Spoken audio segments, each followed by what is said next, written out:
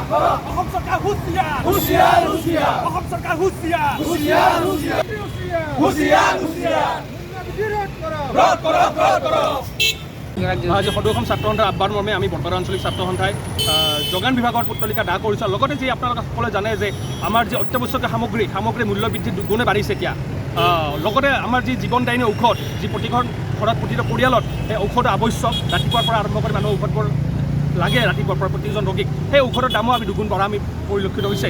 লগতে যিসমূহ আমাৰ অত্যাৱশ্যকীয় সামগ্ৰী আমাৰ ঘৰত ব্যৱহাৰ হোৱা খোৱা লোৱাৰ পৰা আৰম্ভ কৰি পেট্ৰলজাতীয় যিসমূহ সামগ্ৰী অত্যাধিক মূল্যবৃদ্ধি হোৱা দেখিবলৈ গৈছে। তাৰ প্ৰতিবাদত আমি আজি বৰপেটা আঞ্চলিক ছাত্ৰ সন্থাও যোগান বিভাগত পুতলিকা দাহ কৰিছোঁ। লগতে যোগান মন্ত্ৰী আৰু অসম চৰকাৰক আমি অনুৰোধ জনাইছোঁ যে এই মূল্যবৃদ্ধি সৰ্বসাধাৰণ ৰাইজৰ ওপৰত যি মাধমাৰ ফুটাইছে এই মূল্যবৃদ্ধি অতি সোনকালে ৰোধ কৰিব লাগে, নহ'লে আগন্তুক দিনত কিন্তু যি আমাৰ প্ৰতিবাদী কাৰ্যসূচী তাতকৈ আমি দুগুণ দিন প্ৰতিবাদী কাৰ্যসূচী হাতত ল'ম। আৰু লগতে যি সৰ্বসাধাৰণ ৰাইজৰ ওপৰত মাধমাৰ ফুটাইছে এইখন চৰকাৰে, যিখন চৰকাৰে প্ৰতিশ্ৰুতি দি পেলাই অসমত শাসন কৰিছে, এইখন চৰকাৰে আজি যি প্ৰত্যেকটা সামগ্ৰীৰ মূল্য বৃদ্ধি হোৱা দেখিবলৈ পাইছোঁ। আৰু লগতে আমি তীব্ৰ ভাষাৰে গৰিহণা দিছোঁ আগন্তুক দিনত যি অত্যাৱশ্যকীয় সামগ্ৰী ঔষধকে ধৰি পেট্ৰলজাত সামগ্ৰী হওক বা যিকোনো সামগ্ৰী হওক, এই সামগ্ৰী অতি সোনকালে মূল্য বৃদ্ধি হ্ৰাস কৰিব লাগে। নহয় আগন্তুক দিনত যি আমাৰ এই প্ৰতিবাদী কাৰ্যসূচী আমি ছাত্ৰ সন্থাই ৰাইজৰ সহযোগত আমি আগুৱাই লৈ যাম। দেখা পোৱা গৈছে টোল গেট কৰ আজি বৃদ্ধি হৈছে। হয়, যোৱাকালি আজিৰ পৰা ক্ষমা কৰিব, আজিৰ পৰা 3 তাৰিখৰ পৰা টোল গেটৰ কৰ কৰিছে, কিন্তু তাতে দেখিবলৈ পাব যে আমাৰ নেশ্যনেল হাইৱে নাই, নেশ্যনেল হাইৱে ৰাস্তা কিন্তু দুৰৱস্থা এতিয়াও।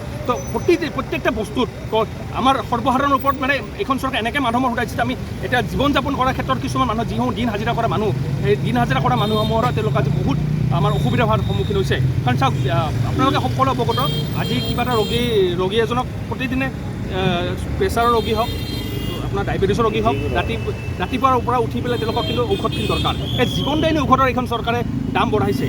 আজি 200 টকাৰ প্ৰেছাৰৰ ঔষধৰ দাম এটা এতিয়ালৈকে এতিয়া 220 টকা 225 টকা এনেকুৱা ঔষধৰ দামসমূহ বঢ়াইছে। তো সৰ্বসাধাৰণ ৰাইজৰ ওপৰত নিশ্চয় মাধমাৰ হৈছে।